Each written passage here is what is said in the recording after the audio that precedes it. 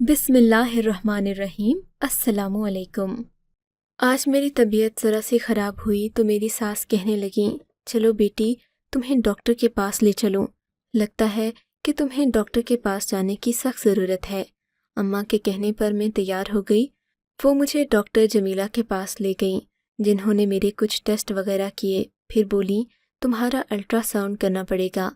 بنا check up کے result دیکھے میں کچھ نہیں کہہ سکتی۔ تھوڑی دیر بعد ایک لڑکی آئی، اس نے مجھے لٹا کر میرا الٹرا ساؤنڈ کیا اور پھر مجھے واپس بھیج دیا۔ تب تک میری ساس ڈاکٹر جمیلہ کے پاس ہی بیٹھی ہوئی تھیں۔ ڈاکٹر جمیلہ تو بہت خوش لگ رہی تھیں، مگر انہوں نے مجھے باہر جانے کو کہہ دیا۔ کہنے لگیں تمہاری پرچی بنا رہی ہوں، باہر جا کر بیٹھو۔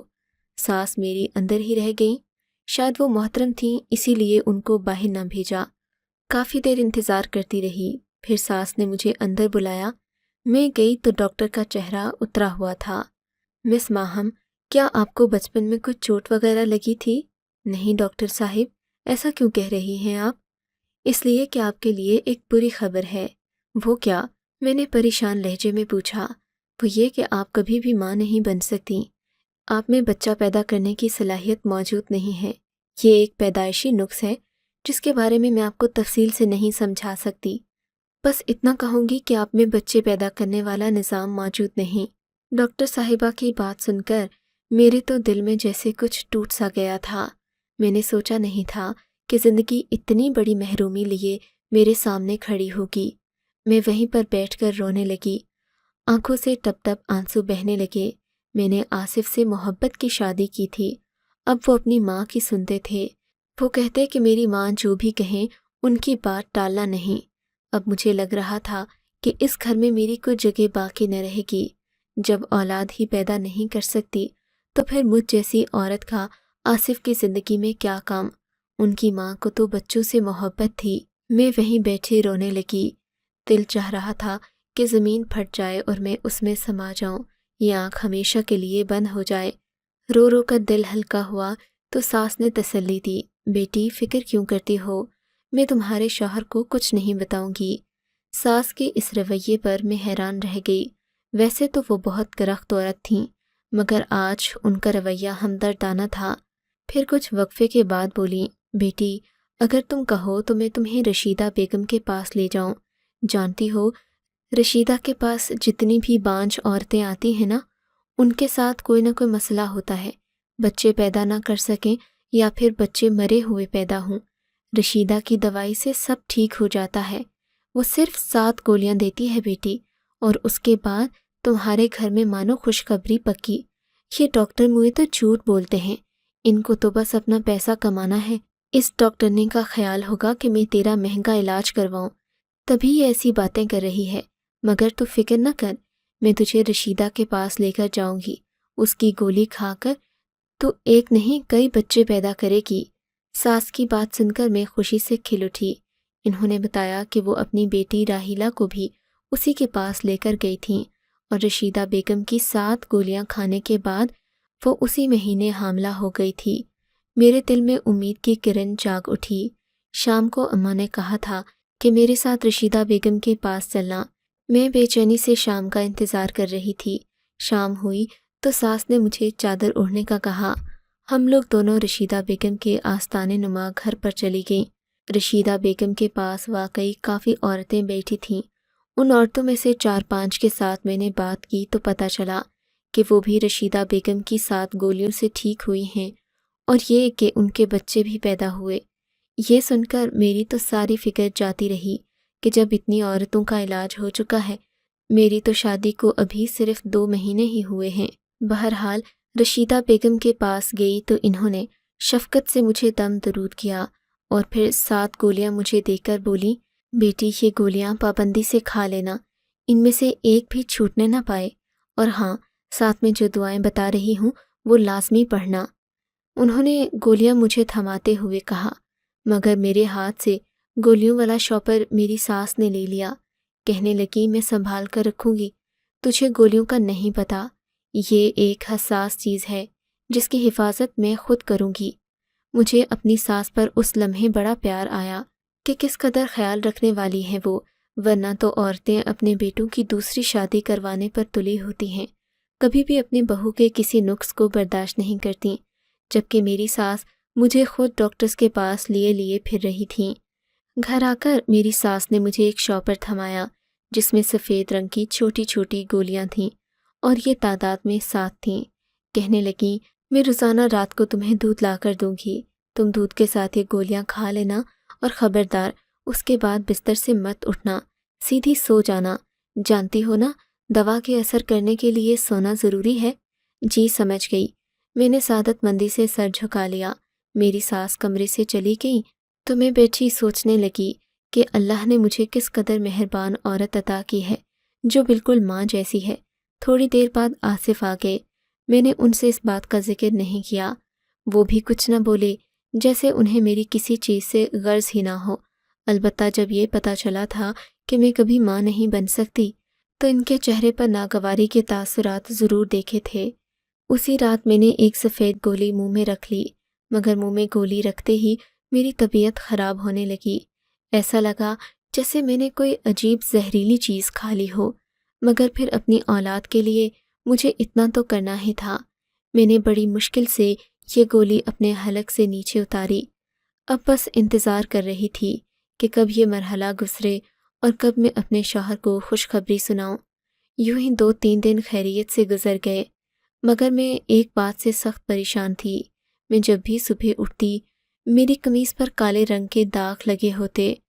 ان داغوں کا نشان بھی سمجھ میں نہ آتا کہ یہ کیسے لگا ہے۔ اس کے علاوہ میرا سر بھاری ہوتا اور پورے جسم میں درد ہوتا۔ اس چیز نے مجھے پریشان کر رکھا تھا، مگر میں اپنی ساس سے کچھ نہ کہتی کہ کہیں وہ دوبارہ مجھے کسی ڈاکٹر کے پاس نہ لے جائیں۔ ویسے بھی وہ میرا بہت خیال رکھتی تھیں۔ آج میں بہت خوش تھی کیونکہ میرا کورس تقریباً مکمل ہونے کو آیا تھا۔ میرے پاس اب صرف آخری گولی رہ گئی تھی۔ میں رات ہوئی تو سوچنے لگی کہ آج آخری گولی کھا کر سو جاؤں گی، اس کے بعد مجھے شاید جلد ہی خوشخبری سننے کو ملے۔ اسی خوشی میں گولی میرے ہاتھ سے گر گئی۔ رات کا وقت تھا، کمرے میں ہلکا ہلکا اندھیرا تھا۔ میں نے گولی ڈھونڈنے کی بہت کوشش کی مگر وہ مجھے کہیں نہ ملی۔ پھر میں جا کر ٹارچ لے آئی، بیڈ کے نیچے ہر جگہ گھوم پھر کر دیکھا، مگر میری گولی گم ہو گئی تھی۔ مجھے بڑا افسوس ہوا اور خود کو کوسنے لگی کہ آج تو آخری دن تھا، سارا عمل ضائع ہو گیا ہے۔ کاش میں گولی کھا لیتی تو میرے ساتھ یہ مسئلہ نہ ہوتا۔ اب نہ جانے باقی 6 گولیوں کا اثر بھی مجھ پر ہوگا یا نہیں۔ پھر سوچنے لگی، رشیدہ بیگم کون سی دور ہیں، ابھی وقت زیادہ نہیں گزرا۔ فجر کے وقت صبح منہ اندھیرے ہی ان کے گھر چلی جاؤں گی۔ گاؤں کے لوگ تو صبح سویرے اٹھ جاتے ہیں، صبح سویرے ہی ان سے گولی لے لوں گی تو باقیوں کا اثر ضائع نہیں جائے گا۔ یہی سوچ کر میں سونے کی کوشش کرنے لگی کہ صبح جلدی اٹھوں گی تو علل صبح ہی رشیدہ بیگم کے پاس پہنچ جاؤں گی، مگر اس کی نوبت نہیں آئی۔ ابھی مجھے لیٹے ہوئے 10 منٹ ہی گزرے تھے کہ میری ساس کمرے میں داخل ہوئیں۔ میں بھی سوتی بن گئی کہ کہیں یہ نہ سمجھیں کہ میں نے گولی نہیں کھائی، کیونکہ گولیوں کے اثر میں اکثر مجھے نیند آ جاتی تھی۔ میں سوچ رہی تھی کہ 1-2 بار مجھے دیکھنے کے بعد ساس کمرے سے چلی جائیں گی، مگر ایسا نہیں ہوا۔ وہ میرے کمرے میں رکی رہیں۔ میں آنکھیں کھول کر دیکھ بھی نہیں سکتی تھی کہ وہ کیوں رکی ہیں۔ تھوڑی دیر گزری تھی کہ ایک جانی پہچانی سی خوشبو میری ناک کے نتنوں سے ٹکرائی۔ یہ خوشبو اگربتیوں کی تھی جو شاید میری ساس نے اپنے ہاتھ میں لے رکھی تھیں۔ میں اب بھی سوتی بنی رہی کہ کہیں انہیں شک نہ ہو جائے میں نے گولی نہیں کھائی، لیکن جب انہوں نے ان اگربتیوں کی راکھ میرے سر پر اور میرے پیٹ پر گرانا شروع کی تو مجھ سے رہا نہیں گیا۔ گرم گرم راکھ جب میرے کپڑوں پر پڑی تو مجھے خوف سا محسوس ہوا۔ میں ایک زوردار چیخ مار کر اٹھ بیٹھی۔ مجھے لگ رہا تھا جیسے میں کوئی ڈرانا خواب دیکھ رہی ہوں۔ اپنے سامنے اپنی ساس کو دیکھ کر میرا تو جیسے دل اچھل کر حلق میں آ گیا۔ انہوں نے کالے رنگ کا لباس پہن رکھا تھا اور ماتھے پر لال رنگ کا ٹیکا تھا، جسے دیکھتے میری روح فنا ہو گئی۔ لگتا تھا کہ وہ کوئی ہندو جادوگرنی ہیں جو اپنے عمل میں مصروف ہیں۔ مجھے اٹھ کر چیختا چلاتا دیکھ کر وہ گھبرا گئیں، بولی، خاموش ہو کر لیٹ جا، ابھی مجھ سے سوال جواب مت کر۔ انہوں نے مجھے سختی سے حکم دیا کہ میں لیٹ جاؤں، मगर मैं यूं ही कैसे लेट जाती। मुझे अजीब सा महसूस हो रहा था। उनके इस अमल से मुझे उलझन हो रही थी। कमरे में फैली बदबू से मेरा दम घुट रहा था। इससे पहले कि मैं मज़ीद चीखती चिल्लाती, मेरी सास ने मेरे मुंह पर हाथ रखा और मुझे घसीटती हुई पीछे वाले कमरे में ले गई। ये कमरा घर की एक भी तरफ बना हुआ था। इसमें कोई आता जाता नहीं था। एक इंतहाई अंधेरा सा कमरा था जिसे देखकर मैं वैसे भी डर जाती थी। इन्होंने मुझे यहाँ बंद कर दिया। मेरे मुंह में कपड़ा ठोंसकर बाहर से ताला लगाकर चली गईं। ये देखकर मेरा बुरा हाल हो गया। मेरी आंखों से आंसू बहने लगे। सोचने लगी मुझे यहाँ क्यों बंद कर दिया। रोती चीखती चिल्लाती रही मगर किसी ने मेरी आवाज़ न सुनी। मैं तो जानती थी कि यहाँ मेरी आवाज़ सुनने वाला कोई नहीं, क्योंकि ये कमरा घर की पिछली जानिब वाक़ था। मैं अपने शौहर आसिफ को कोसने लगी, जिसने मेरा ख्याल नहीं किया, मुझे पूछने तक नहीं आया। मैं उसका इंतज़ार दिन भर करती रही मगर उसने मुझे पलटकर नहीं देखा। लग रहा था जैसे वो भी अपनी माँ के साथ इस अमल में शामिल है और ये कि उसे मेरी कोई परवाह नहीं। इसी इंतज़ार में थी कि तकरीबन शाम के 4 बजे आसिफ ने अपनी शक्ल दिखाई। कहने लगा, तुम यहाँ पर हो मैं जानता हूँ, मगर तुम्हें सब्र से काम लेना होगा। इसके पीछे छुपी हिकमत तुम नहीं समझ सकती। मैं उसे देखते ही फट पड़ी।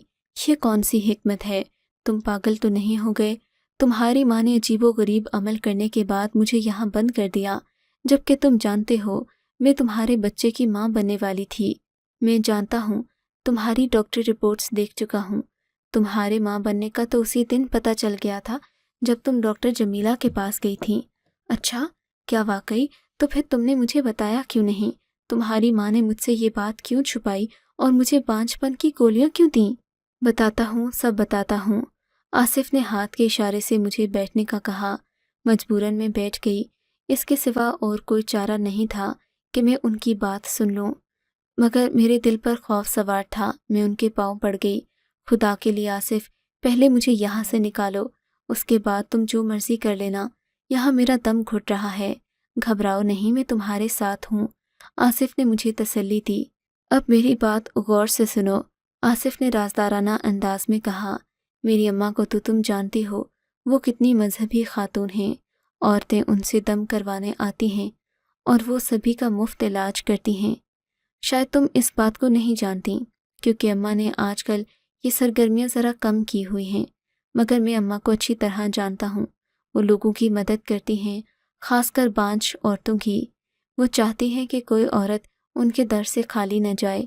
जैसे रशीदा बेगम है ना, वो वैसा ही बनना चाहती हैं, और इसके लिए इनको एक अमल करने की ज़रूरत है। इन्होंने जब मेरी शादी तुमसे करवाई तो मुझसे वादा लिया था कि मैं अपनी मर्ज़ी से शादी तो कर रहा हूँ, मगर शादी के बाद उन्हें तुम पर इस अमल की इजाज़त दूँ। बस इसी वजह से मैं उनके सामने बात नहीं कर सकता, क्योंकि उन्होंने मेरी बात मानी थी। तुम्हें मुझसे ब्याह कर मेरी दिली आरज़ू पूरी की, मगर अब मुझे भी तो उनकी मानना है ना। वो अगर ये अमल कर रही हैं तो उन्हें करने दो। इससे शायद तुम्हारे बच्चे को भी कोई नुकसान पहुँचे, मगर मैं जानता हूँ कि अम्मा की नीयत बुरी नहीं है। वो बाकी औरतों की मदद करना चाहती हैं। अपने शौहर की ये राम कहानी सुनकर मैं चिल्ला उठी। तुम पागल तो नहीं हो गए आसिफ? मर्द बनो, तुम्हारी अकल को हो क्या गया है? क्या अल्लाह की किताब को इन फरसुदा अवामिल की ज़रूरत है? हरगिज़ नहीं। तुम्हारी माँ सरासर जहालियत में पड़ी है। उनको ये तक नहीं पता कि एक औरत के साथ झूठ बोलकर इन्होंने कितना बड़ा गुनाह किया है। अरे वो क्या लोगों की मदद करेंगी? वो तो अपने ही बेटे की नस्ल ख़त्म करने पर तुली हैं। अगर मैं बांझ नहीं थी तो मुझे वो ख़तरनाक गोलियां खिलाने की क्या ज़रूरत थी? और तुम कैसे बाप हो? तुम्हें अपनी औलाद की भी फिक्र नहीं? क्या ये बच्चा चला जाए तो तुम्हें कोई दुख नहीं होगा? नहीं, आसिफ ने इत्मीनान से कहा। मुझे दुख नहीं होगा। अल्लाह ने एक दिया है तो अल्लाह और भी देगा। तुम सब्र करो। वैसे भी तुम्हारा तो अभी पहला महीना है। कौन सा ये बच्चा इस दुनिया में आ गया है? आसिफ, मैं कोई बात नहीं जानती। बच्चा दुनिया में नहीं आया तो इसका ये मतलब नहीं कि तुम उसे अपने हाथों से कत्ल कर दो। कम से कम तुम्हें ये बात समझनी चाहिए कि तुम्हारी माँ जो कर रही है वो सरासर गलत है। मैं अपने बच्चे को किसी को हाथ भी नहीं लगाने दूंगी। तुमने जो करना है कर लो। तुम्हारी माँ के हाथों कुर्बानी का बकरा नहीं बनूंगी। मैंने गुस्से से कहा। آصف نے مجھے وہیں بند کیا اور وہ بھی چلا گیا۔ بے وفا کی اس حرکت پر میں تو حیران رہ گئی، سوچا نہیں تھا کہ وہ اس قدر سنگ دل ہوگا۔ 2-3 گھنٹوں کے بعد دوبارہ آیا تو پھر مجھے وہی بات سمجھانے لگا۔ بولا اماں کو عمل کرنے دو، وہ سب لوگوں کی بھلائی کے لیے کر رہی ہیں، اس کے بعد تم جو چاہو کرو، میں تمہاری ہر بات مانوں گا، لیکن خدا کے لیے مجھے اماں کے سامنے شرمندہ مت کرو۔ آصف نے میرے آگے ہاتھ جوڑ دیے، مگر اولاد کی محبت عورت کے لیے سب سے بڑھ کر ہوتی ہے۔ نہیں آصف، تم جو مرضی کہو، میں اپنی اولاد کا گلا نہیں گھونٹ سکتی۔ اپنی ماں سے کہہ دو کہ جب تک میں زندہ ہوں اب اسے یہ عمل نہیں کرنے دوں گی۔ میں غصے میں دھاڑی۔ آصف پتھر بنا مجھے دیکھنے لگا، جیسے اسے یقین آ رہا ہو کہ میں اپنی اولاد سے کتنی محبت کرتی ہوں۔ اس کے چہرے پر ندامت نظر آ رہی تھی، جس سے صاف ظاہر ہوتا تھا کہ وہ شرمندہ ہے مگر اپنی ماں سے مجبور بھی ہے۔ وہ اسی وقت اپنے کمرے سے اٹھا اور باہر چلا گیا۔ مجھے ساس کے چیخنے کی آوازیں آئیں، پھر وہ بھاگا ہوا میرے کمرے کی طرف آیا۔ جاؤ، نکل جاؤ اس گھر سے، جتنی دور جا سکتی ہو چلی جاؤ، ورنہ اماں تمہاری جان لے لیں گی۔ پھر آصف نے مجھے اپنے ایک دوست کے گھر کا پتہ دیا اور مجھے روڈ تک چھوڑنے بھی آیا۔ بولا کچھ عرصہ تم یہاں رہو، میں خود تمہیں یہاں سے لینے آؤں گا۔ اماں پر جنون طاری ہو چکا ہے، وہ تمہیں نہیں بخشیں گی۔ آصف کی بات درست تھی۔ فجر کے وقت میں اپنا مختصر سا سامان لے کر اپنی ساس کے گھر سے دور چلی گئی۔ میں دل ہی دل میں دعائیں کر رہی تھی کہ جہاں جا رہی ہوں ان لوگوں کا رویہ میرے ساتھ اچھا رہے۔ وہاں پہنچی تو اصغر اور اس کی بیوی نے میرا پرتپاک استقبال کیا۔ شاید میرے شوہر نے انہیں پہلے سے بتا دیا تھا کہ میں آ رہی ہوں۔ ان لوگوں کے گھر مجھے کسی قسم کی کوئی تکلیف نہیں ہوئی۔ میں آرام سے 6 مہینے وہاں رہی۔ اس دوران آصف نے میری خبر نہ لی۔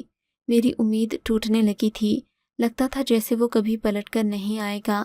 مگر پھر ایک دن آسیہ باجی نے مجھے اطلاع دی کہ میرا شوہر مجھے لینے آ رہا ہے۔ خوشی سے میں پھولے نہ سما رہی تھی۔ میرا آخری مہینہ چل رہا تھا۔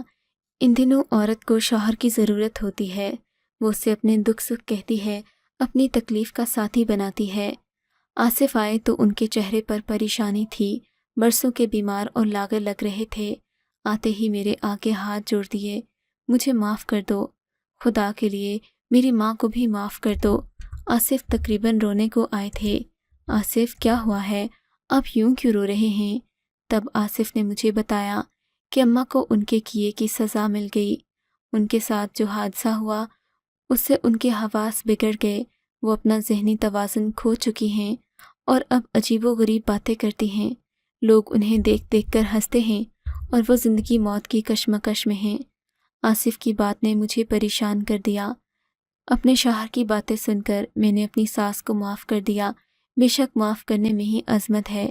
زندگی کے آخری دنوں میں نے ان کی بھرپور خدمت کی۔ وہ مجھ سے بار بار معافیا مانگتیں، مگر انہوں نے نہ جانے کس کس کا دل دکھایا تھا کہ ان کی موت انتہائی تکلیف دہ ہوئی۔ عالم نزا میں ان کی جان جیسے کسی کانٹے پر اٹکی تھی۔ یہ حالت دیکھ کر مجھے بھی عبرت ہوئی۔